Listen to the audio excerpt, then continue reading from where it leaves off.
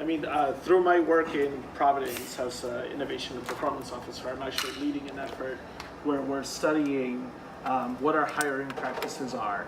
I've heard a lot about the data that shows that we have X amount of municipal workers and this is the amount of minorities.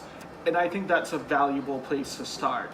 But I think we need to dig deeper into the data if we're actually going to have any interventions.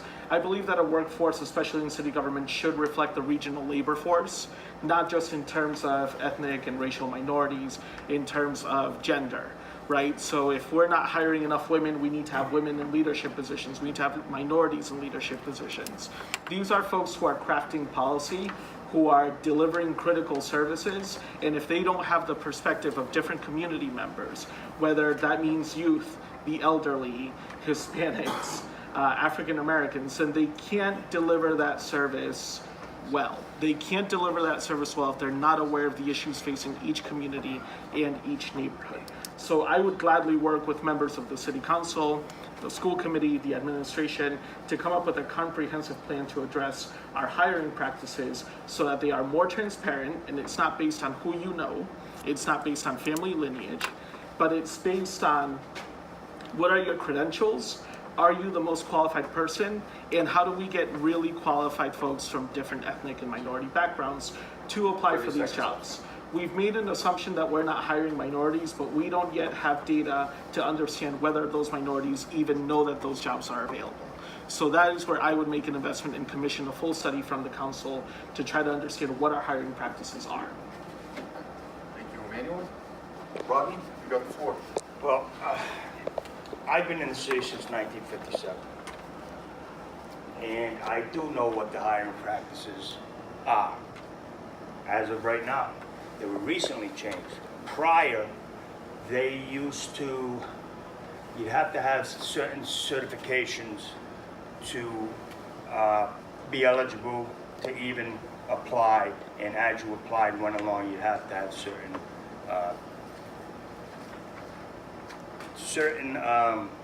qualifications. Well, they used to go to their friends and their family and tell everybody, look, this is what they're going to need. So they'd have them and they'd be ready and they'd have what they need to get out.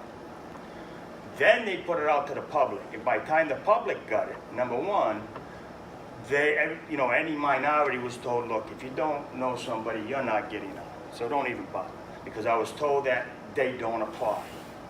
Well, they don't apply because they're told, don't even bother, you don't have a shot.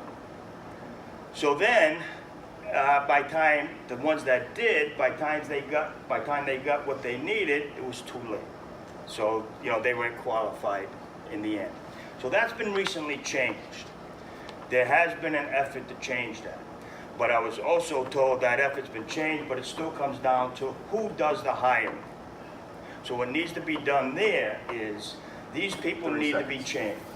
Okay, I think. Somewhere in an idea what I was kicking around thinking about, okay, you get a 4-person panel, and every time there's a recruitment, you change that panel. You go into a pool, pick out of the hat, whatever. Maybe a fireman, maybe a policeman, a school teacher, and somebody who doesn't work for the city, whatever. Some type of 4-person. You can't keep leaving it up to these same people. They keep, just hiring their friends, their families. I'm just going to cut you off there, Rodney. Thank you. Thanks. Melissa, you got the floor. Thank you. So, there is a large population of disenfranchised people in the city of Pawtucket.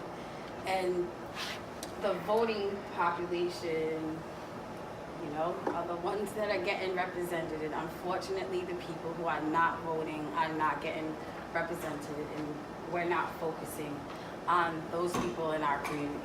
And those are the people who need to be elevated and empowered so that our city can strive. And so I don't have to go in and do a research to find out if the minority community knows about when the city's hiring, when the police department is hiring, or when the fire department is hiring, because they don't.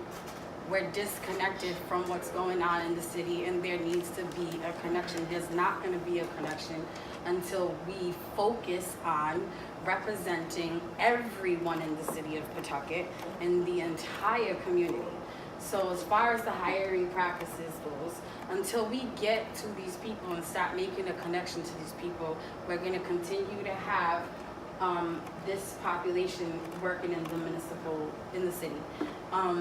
And, you know, a lot of it too is like our relationship with the school department and with the schools. Like, you know, they need to be in our schools and telling our kids about these positions that are up. And 30 seconds.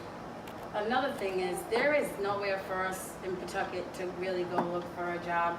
There isn't a focus on people, you know, finding work in Pawtucket. There really isn't. If you're not going to the library or a youth going to the Pawtucket Community Center, then you're not getting the assistance that 10 you seconds. need. So how are we possibly supposed to be getting a city job when we can't even get, you know, jobs in our local community? We know nothing of what's going on. Thanks, Melissa.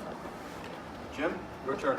I can't answer this question with a little bit of, not expertise, but when I was the chairman of the Pawtucket School Committee, I did ask our Superintendent DeLith at the time, and I asked him, why don't we have a large minority teacher base? Why is the teacher base not representative of the people that were teaching? Because they need to see role models. They need to see what I can strive for. And he told me we do a good recruiting, we do very good recruiting at PC, RIC, URI. The problem is we don't need teachers. Everyone's grabbing degrees in other than math and science. Those are the two subject matters that we need the most of, and they just, for whatever reason, that just doesn't have a large minority graduation rate. Now that was 8 years ago. So I would definitely want to talk to someone that's on the school committee presently, or someone, if they were here, or just talk, is the Pawtucket School Department still recruiting at the college level? We need to get minorities into the school system to let these people know Pawtucket wants you. Get your degree in different subject matters. We know what subject matters are going to have a shortfall in teachers years out. I know this as my time on the school committee. Math and science is two subject matters that the minorities are just not graduating with, according to data 8 years ago. Well, now that my time is at the Pawtucket Fire Department, coincidentally, just about a year ago, I asked, why don't we have a lot of minorities in a school, in a 30 fire seconds. department of our city? It represents our city. The residents of the city should be on their fire department. We have done that. We've done outreach programs. The problem is the cost to become a fireman. I didn't realize how much it costs to get your EMT license. So we have to do 10 something. seconds left. We have to do something as a city to maybe help offset a cost to grab your EMT license to help it be more attainable to become a Pawtucket firefighter. And my time is up though. Yep. Thanks, Jim. Jeannie Lee, you have the floor. I do think there is value in commissioning a study to look at hiring practices within our city, and also looking at how transparent is the process, where are we advertising, who are we interviewing, who's actually at the table when interviews are taking place.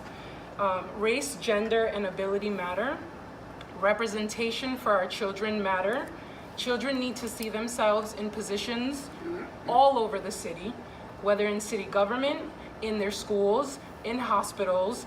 They need to see other Black and brown people in those positions so that they too can one day strive to be that very thing. Thank you.